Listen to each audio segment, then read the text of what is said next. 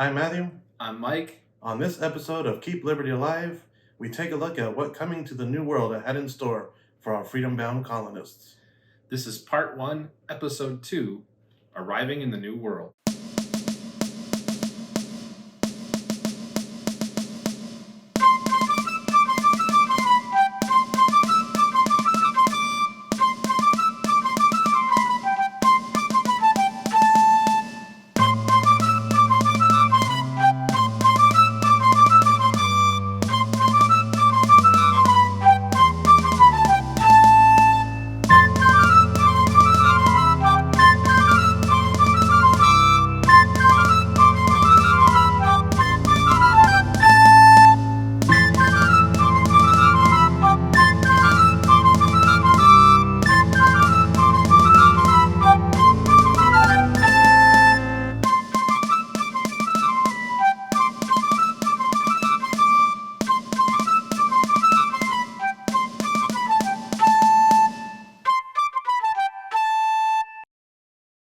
At the end of Episode 1, the Pilgrims decided to stay in Cape Cod instead of going to the Hudson River area. They weren't ready to disembark because they hadn't surveyed the area and decided to remain on the Mayflower through the winter. It was a very cold winter that year, and they were beset with disease, leading to about half of the Pilgrims dying during that winter.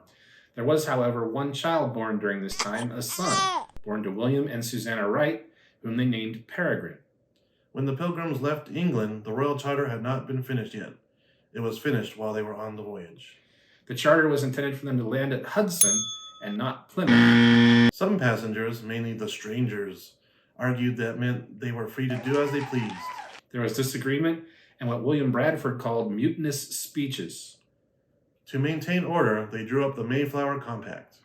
Every adult male, 41 of them, signed the document.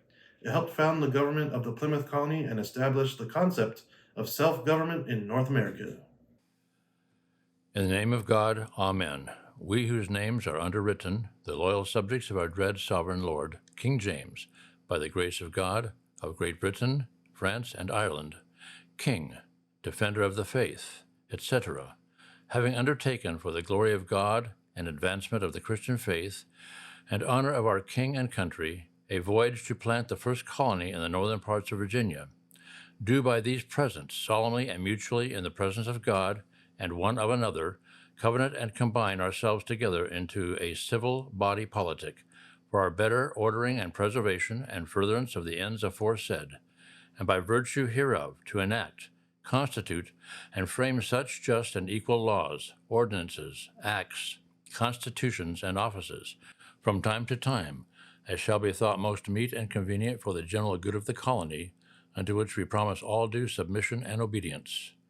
In witness whereof we have hereunder subscribed our names at Cape Cod, the 11th of November, in the year of the reign of our sovereign Lord, King James of England, France, and Ireland, the 18th, and of Scotland, the 54th, Anno Domini, 1620. All of the adult men on board, which included the adult servants, signed the compact. The first signature was John Carver's. John Carver was the man who chartered the Mayflower. The Pilgrims chose him to be the first governor of the Plymouth colony, a position he held until his death in April 1621. Some of the men that signed the document were servants who were of age, 18 or older. They were most likely indentured servants who agreed to 7 years of labor in return for passage, food, protection, and land ownership if they survived. The Pilgrims, led by Miles Standish and Christopher Jones, began to do some exploration of the immediate area, while others on board assembled and repaired a smaller sailing vessel called a shallop, which was about 20 feet long, that had been brought on the voyage unassembled but was slightly damaged in transit. During one of these trips, Standish and company found an abandoned European-style house and some cornfields that had recently been cultivated.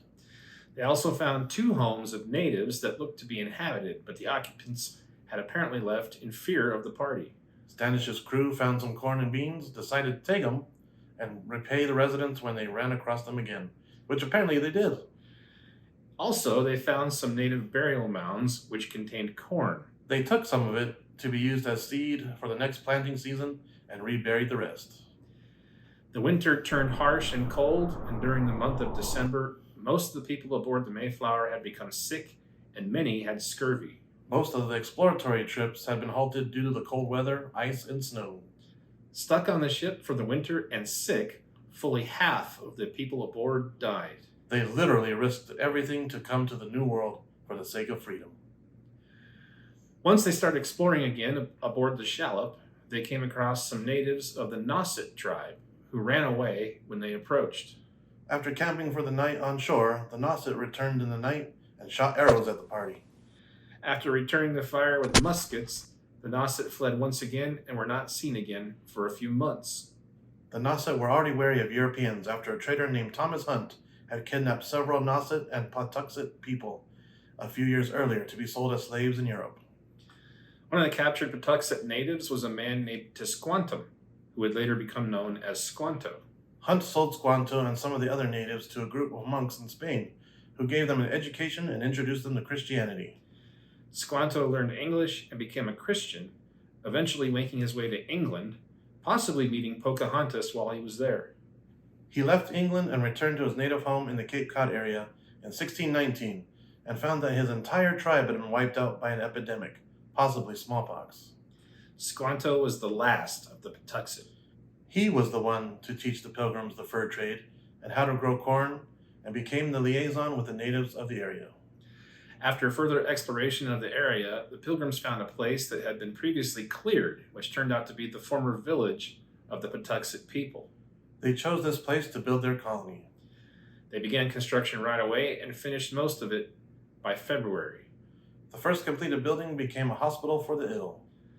Only 47 colonists and half of the crew survived the winter. When John Carver passed away in April, William Bradford became governor. Bradford was the first one to use the word pilgrim in his Of Plymouth Plantation, which documented the group's journey and later became the term by which the colonists were known.